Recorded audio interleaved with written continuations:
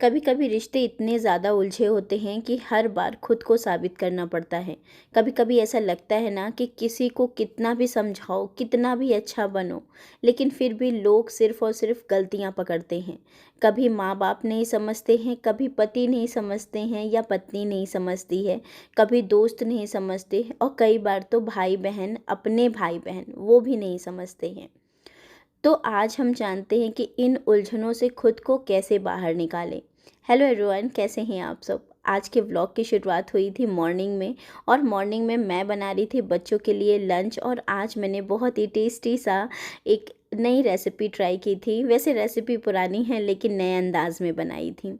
यहाँ मैं आज बना रही थी, जैसे अप्पे बनाते हैं ना, वैसे ही मैंने इडली का एक नया कह सकते हैं पाव अप्पे बोल सकते हैं इसको, वो ट्राई किया था। सूजी का ही बनाया था और बहुत ही ज़्यादा टेस्टी बना था। दोस्तों, उलझा हुआ रिश्ता क्या होता है? रिश्ते तब उलझते हैं जब उसमें हम समझ की जगह जज्बातों का ताना बाना टूटने लगता है, जहाँ संवाद कम होता है और अनुमान ज़्यादा लगाए जाते हैं। जब आपको वो सुनाई नहीं देता जो आप कहना चाहते हो, और जो आप कह नहीं पाते वो आप महसूस कर रहे हो। बहुत बार हम किसी रिश्ते को बचाने की कोशिश करते हैं, लेकिन हर बार वही सवाल आ जाता है कि कब तक सिर्फ हम ही हर रिश्ते में आगे बढ़ें, कब तक सिर्फ हम ही समझदार बने। ऐसा क्यों होता है कि ज़्यादातर लोग आपको ही समझदार बनाते हैं? ऐसा क्यों होता है कि किसी भी रिश्ते की जिम्मेदारी सिर्फ और सिर्फ आप पर होती है? क्यों उलझते हैं रिश्ते, और क्यों उलझ जाते हैं हम उन रिश्तों में? हम उम्मीदें बांध लेते हैं। हमें लगता है कि सामने वाला बदलेगा, लेकिन वो बदलता नहीं है और हम अंदर से टूटते रहते हैं। हम खुद को भूल जाते हैं। हम खुद को इतना बदल लेते हैं कि किसी के लिए खुद की पहचान तक को खो देते हैं, और ये हमारी सबसे बड़ी भूल होती है। अपनी खुद की पहचान बनाना सबसे ज़्यादा ज़रूरी होता है, लेकिन हम दूसरे रिश्तों के लिए अपनी खुद की पहचान को कहीं ना कहीं खो देते हैं, और इसी रिश्तों में ही हम उलझ के रह जाते हैं। हम सच्चाई से मुंह मोड़ते हैं। हमें सब कुछ दिखता है कि रिश्ता हमें नुकसान दे रहा है, लेकिन फिर भी हम वहीं टिके हैं, क्योंकि डर होता है कि अगर ये भी चला गया तो हमारे साथ रहेगा क्या। कब तक किसी को हम अपने से बेहतर बताते रहें, समझाते रहें, और कब तक खुद को इतना समझदार बताते रहें कि दूसरों की जो भी गलतियां हो ना, बस उनको हम जाने दो के कह के शब्दों में बांधते रहें। तो दोस्तों, यहाँ पे मैंने सूजी को ना बहुत अच्छे तरीके से दही के साथ फेंट लिया था और थोड़ा सा मिक्सर जार में चला दिया था, जिससे ये काफ़ी अच्छा मुलायम हो गया था।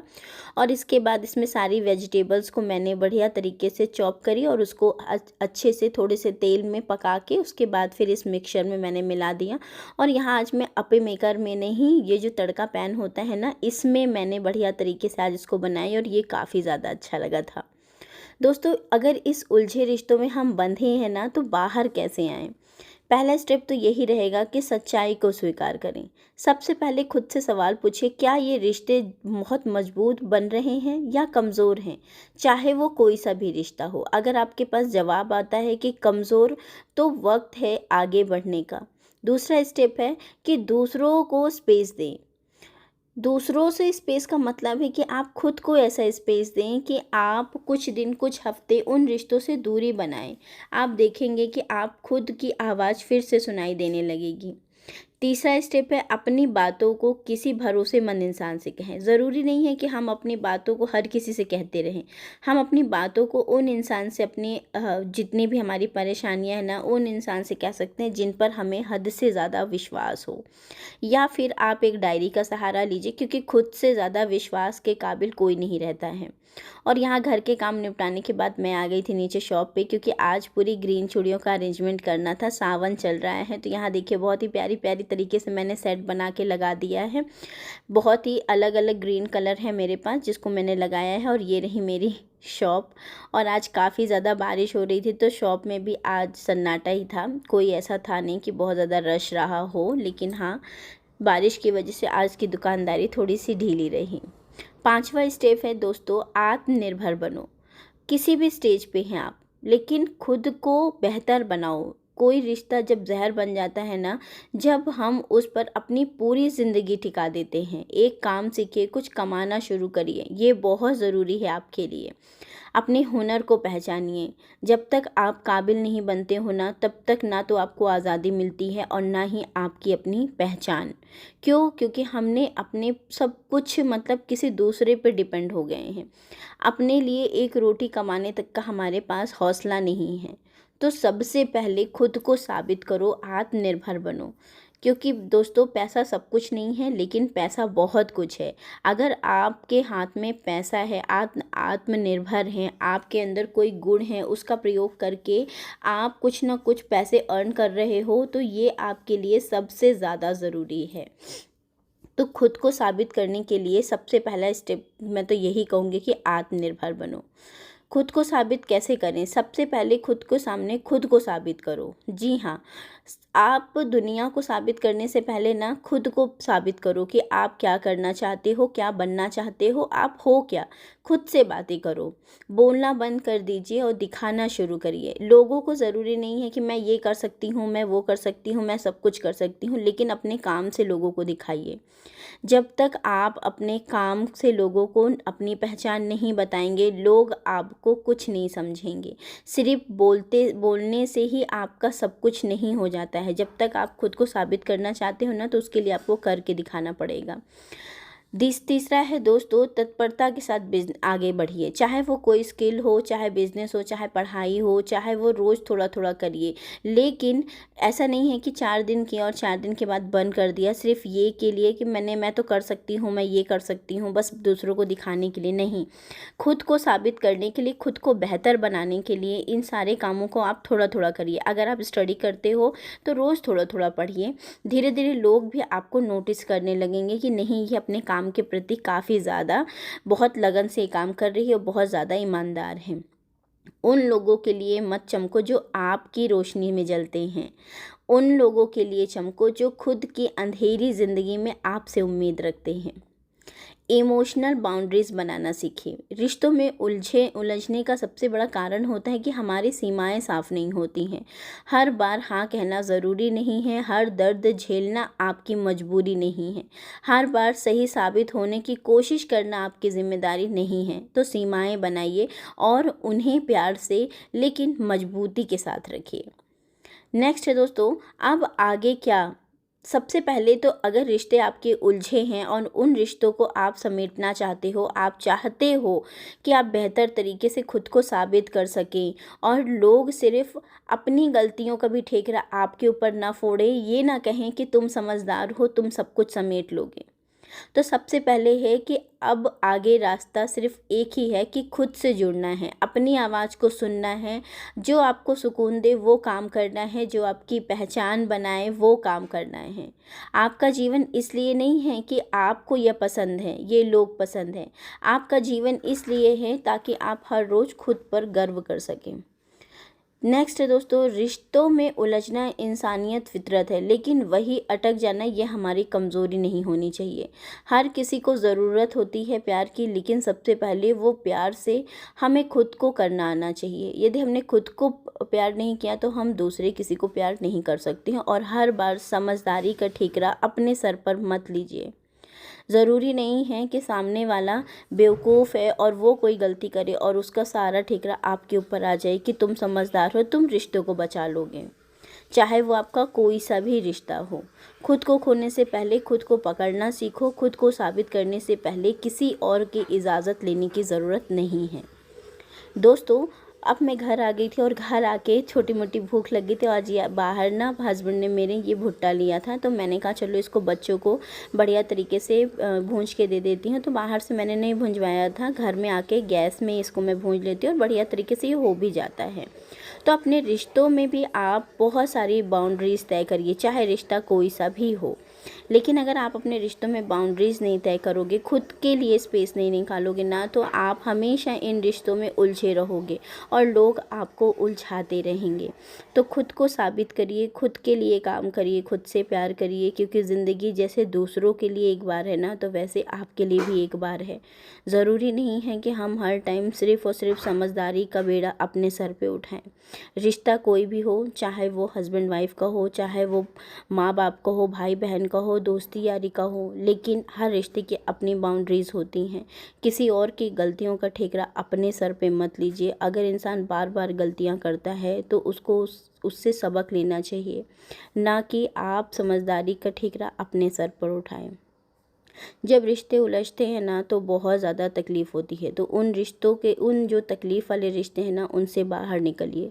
और उससे बाहर निकलने का सबसे बेहतर तरीका है कि खुद से प्यार करिए, खुद को साबित करिए। ज़िंदगी अगर आपको एक मौका दे रही है तो उस मौके को पहचानिए और खुद को साबित करिए। खुद के अंदर कोई ऐसी स्किल डेवलप करिए जिससे आप कुछ पैसे अर्न कर सकती हैं, जिससे आप अपनी पहचान बना सकती हैं। ज़रूरी नहीं है कि हम सिर्फ घर बैठे काम करें और घर के सारे काम से ही हमारी पहचान बनती है। नहीं, जो पैसे अर्न करता है उससे भी उसकी पहचान बनती है, फिर चाहे रिश्ता कैसा भी रहे। तो खुद को साबित करिए और अपनी एक स्पेशल पहचान ज़रूर बनाइए। यहाँ पे सारे काम करने के बाद मैंने नहा वहा लिया और उसके बाद फिर अब पूजा पाठ करने की लग गई, क्योंकि शाम के दिया बाती करने का समय हो गया था और ये ज़रूरी है। और खुद को साबित करने के लिए यहाँ सबसे ज़रूरी है कि आपको ईश्वर के प्रति विश्वास होना बेहद ज़रूरी है। आप किसी भी धर्म के हों, किसी भी जाति को हों, किसी भी भगवान को मानने वाले हों, लेकिन अपने ईश्वर के प्रति आस्था ज़रूर रखिए। अब देखिए थोड़ा फ्रेशन अप हो गया था। अब उसके बाद यहाँ सारे बर्तन वगैरह को जमाऊंगी, क्योंकि सारे लंच के बर्तन वगैरह सब रखे हुए थे। इन सबको बढ़िया तरीके से इसको यथास्थान पे रखूंगी। और ख़ुद का ख्याल रखना कभी मत भूलिए। आप किसी भी स्टेज में हैं, किसी भी उम्र के हैं, तो खुद का ख्याल ज़रूर रखें, क्योंकि अगर आपने खुद का ख्याल नहीं रखा ना, तो दूसरा कोई नहीं आएगा आपका ख्याल रखने के लिए। तो यहाँ पे सारे बर्तनों को जमाऊंगी और बीच बीच में पानी का इंटेक करती रहूँगी। गर्मी काफ़ी ज़्यादा हो रही है, बारिश हो रही है, लेकिन फिर भी गर्मी है। और फिर उसके बाद बच्चों को पढ़ाने के बाद मैं लग जाऊँगी डिनर की प्रिपरेशन के लिए। और आज डिनर में कुछ स्पेशल बनाना था, क्योंकि आज मैं बनाने वाली थी बैगन, भरवा बैगन का जो ग्रेवी वाली सब्ज़ी होती है ना, वो बनाने का सोचा था। वैसे मैंने सिर्फ इससे पहले एक बार ट्राई किया था, ये मैं सेकेंड टाइम बना रही हूँ, क्योंकि ये बहुत ज़्यादा मसाले वाली सब्ज़ी रहती है ना, तो मैं बहुत ज़्यादा इसको नहीं बनाती हूँ। तो चलिए शुरू हो गई थी भरवा बैगन बनाने की तैयारी। तो सबसे पहले यहाँ मैंने स्टार्ट किया मसालों से। यहाँ मसाले जितने भी खड़े मसाले होते हैं उनको मैंने बढ़िया तरीके से भून लिया। यहाँ मैंने लिया है 2 चम्मच के करीब खड़ी धनिया, फिर 1 चम्मच जीरा, 1 चम्मच सौंफ आप ज़रूर लीजिएगा। और इस मसाले का प्रयोग आप किसी भी प्रकार के भरवा चीज़ को बनाने में कर सकते हैं। यहाँ पर मैंने 2 से 3 ली है छोटी इलायची और साथ में डाला है लौंग। अच्छा, जो इसमें मेन इंग्रेडिएंट मैं डालती हूँ वो है बेसन। बेसन अगर हम भूंज के डालते हैं ना, तो किसी भी प्रकार की जो भरवा सब्जी हम बनाते हैं उसके अंदर जो मसाला भरते हैं ना, उसको बाइंड करने के लिए बेसन बहुत अच्छा काम करता है। अच्छा, यहाँ हल्के हल्के आँच में मैंने बेसन को भून लिया। लगभग 2 चम्मच के करीब मैंने बेसन लिया था। और जितने भी यहाँ गरम मसाले जो मैंने पहले भूंज के पीस लिए थे, उसका प्रयोग मैं यहाँ कर रही हूँ। तो यहाँ पे सबसे पहले तो मैं डालूँगी गरम मसाला जो मैंने अभी पीसा था। उसके साथ मैं यहाँ डालूँगी अमचूर पाउडर, जो कि है हमारे भरवा बैगन की आन बान शान। भरवा कोई भी सब्जी हम बनाते हैं उनकी आन बान शान ही होता है अमचूर। तो अमचूर का प्रयोग मैंने यहाँ किया है। और जो यहाँ मुझे सबसे ज़्यादा पसंद आता है बैगन में ना, वो होती है कसूरी मेथी। कसूरी मेथी अगर आप इसमें डालते हैं ना, तो बहुत अच्छा स्वाद दे देता है ये भरवा बैगन। यहाँ मैंने डाली थोड़ी सी हल्दी। उसके साथ साथ मैं यहाँ अच्छी खासी मात्रा में डालूँगी हींग। हींग बहुत अच्छा काम करता है, क्योंकि बैगन जो होता है ना, थोड़ा बादी प्रवृत्ति का होता है। तो अगर इसमें हम हींग डालते हैं तो ये हमको नुकसान नहीं करता है। और थोड़ा सा मैंने यहाँ डाला सब्जी मसाला, इसीलिए मैंने कहा ना कि इसमें मसाले बहुत ज़्यादा होते हैं। सेम इसी तरह हमारे रिश्ते होते हैं। जितना हमारे रिश्तों में प्यार, मिठास, सम्मान और एक दूसरे के प्रति वफादारी, ये सारी चीज़ें जब रहती है ना, तो रिश्ते उलझते कम हैं, सुलझते ज़्यादा हैं, प्यार ज़्यादा रहता है। तो अपने रिश्तों में भी बहुत सारे इंग्रेडिएंट डाल के आप उसको बढ़िया सा अच्छा स्वादिष्ट रिश्ता बनाइए, वरना फिर रिश्तों में कड़वाहट आने लगती है। तो फिर दोस्तों यहाँ पे देखिए मैंने अमचूर की अच्छी खासी मात्रा डाली, क्योंकि अमचूर मुझे बहुत ज़्यादा पसंद है और हल्का सा जब खट्टा वाला स्वाद आता है ना तो बहुत अच्छी सब्जी बनती है। अब इन सबको मध्यम आँच में मैं वैसे ही हल्के हल्के से भून लूँगी। अच्छा, यहाँ गैस फ्लेम को मैंने बंद कर दिया। जो पैन था ना, इसकी गर्माहट से भी ये सारे मसाले भून जाएंगे। अच्छा, यहाँ एक दो चीज़ें नहीं थी तो वो उसका आने का वेट हो रहा था, मसाले यहाँ ठंडे हो रहे थे। तब मैंने सोचा चलो लगे हाथ आटा लगा लेती हूँ, तो यहाँ आटा वगैरह मैंने लगाया। अब उसके बाद मसाले बन के रेडी हो गए थे और बैगन में मैंने मसालों को फिल कर दिया था। उन मसालों में मैंने डाला था साथ साथ थोड़ा सा सरसों का तेल। सरसों का तेल जब आप डाल देते हो ना, सारे मसाले अच्छे खासे तरीके से मिक्स हो जाते हैं। वीडियो मैंने इसलिए नहीं शूट किया क्योंकि लाइट चली गई थी। जैसा कि मैंने आपसे बताया कि बहुत ज़्यादा प्रॉब्लम हो रही थी, बारिश की वजह से लाइट का आना जाना चल रहा था, तो इस वजह से उतना शूट मैं नहीं कर पाई। और फिर बैगन को अच्छे खासे तरीके से भर के इसको मैंने थोड़े से तेल में नरम होने के लिए ढक के रख दिया है पकने के लिए। अब उधर साइड के पैन में ये बढ़िया तरीके से नरम हो जाएगा, अच्छे तरीके से पक जाएगा, अंदर तक इसका स्वाद आ जाएगा और मसाले भी एक दूसरे में बढ़िया तरीके से बैगन के साथ लटपोट हो जाएंगे। इधर तैयारी हो रही थी ग्रेवी बनाने की। ग्रेवी बनाने के लिए मैंने प्याज को रफली चॉप कर लिया था, चॉपर में ही चॉप किया था, तो उसमें चॉप कर लिया। उसके बाद मैंने दरदरा ही टमाटर पीस लिया था चॉपर में ही, मतलब एकदम महीन नहीं किया था। अब इसके बाद जो मेन इंग्रेडिएंट मैं यहाँ डालती हूँ इसमें, इस ग्रेवी को बनाने के लिए, वो होती है दही।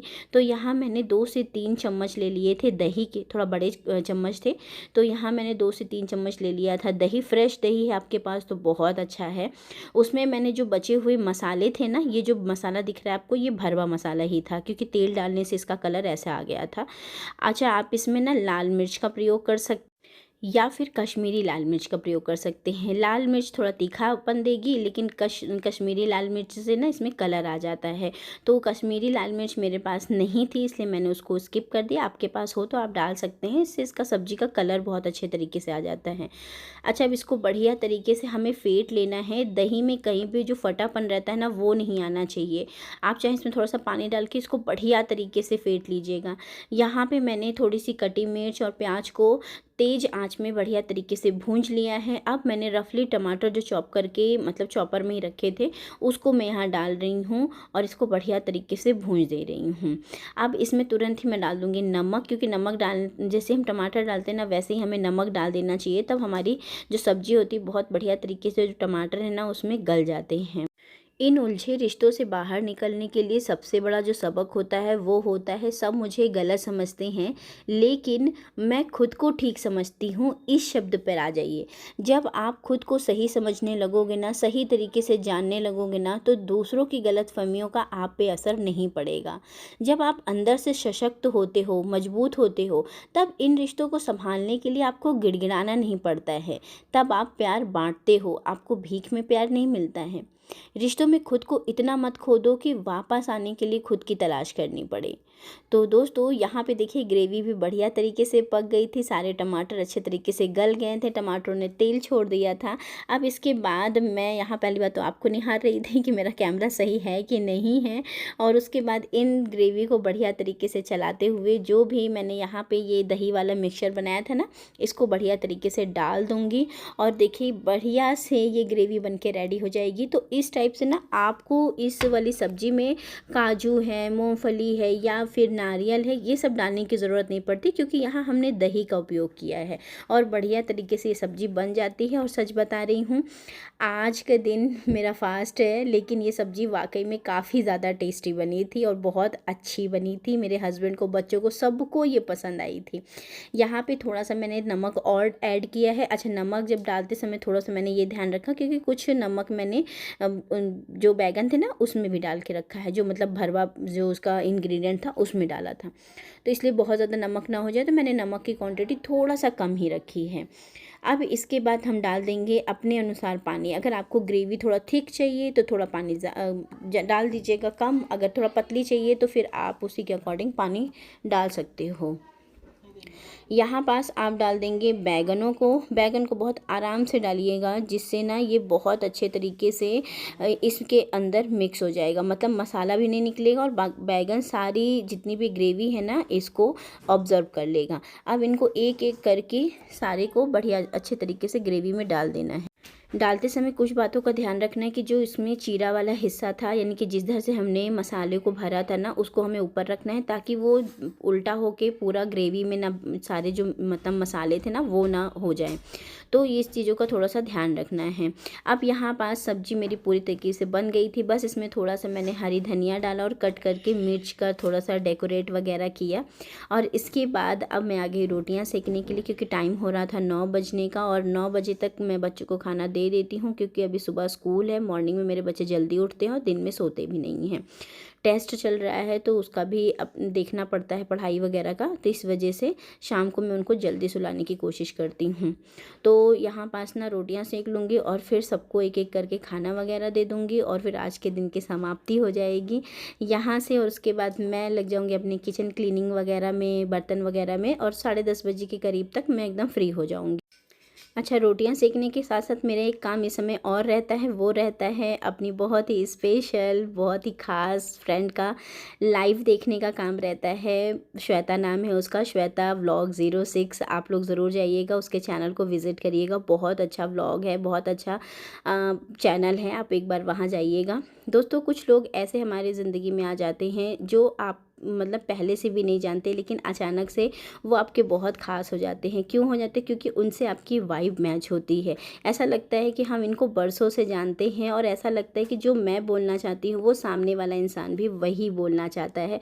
तो कुछ इस तरह से ख़ास है श्वेता मेरे लिए। हम दोनों का ऐसा नहीं है कि बहुत पुराना रिश्ता है, लेकिन ऐसा ख़ास रिश्ता है कि जैसा लगता है कि हम बहुत दिनों से एक दूसरे को जानते हैं। तो अपने रिश्तों को बनाने के लिए कुछ ऐसा नहीं है कि आपके वो रिश्ते जन्म से हों, आपके साथ वाले रिश्ते हों, तभी वो रिश्ता बेहतर होता है। कुछ रिश्ते वो होते हैं जो दिल से बनते हैं, और श्वेता और मेरा रिश्ता कुछ इसी प्रकार से है, दिल से बना हुआ रिश्ता है। तो श्वेता व्लॉग 06 करके उसका चैनल है, काफ़ी अच्छा चैनल है, एक बार आप ज़रूर विज़िट करिएगा। दोस्तों, कुछ रिश्तों को बनाने में हमें पूरी ज़िंदगी निकल जाती है, और कुछ रिश्ते हमारे मिनटों में बन जाते हैं। आपके लाइफ में भी कुछ ऐसे रिश्तों का होना बेहद ज़रूरी है, चाहे वो किसी भी फॉर्म में हो। आपके हस्बैंड से आपका रिश्ता हो, आपका फ्रेंड से आपका रिश्ता हो, लेकिन अच्छे रिश्तों का चुनाव ज़रूर करिए।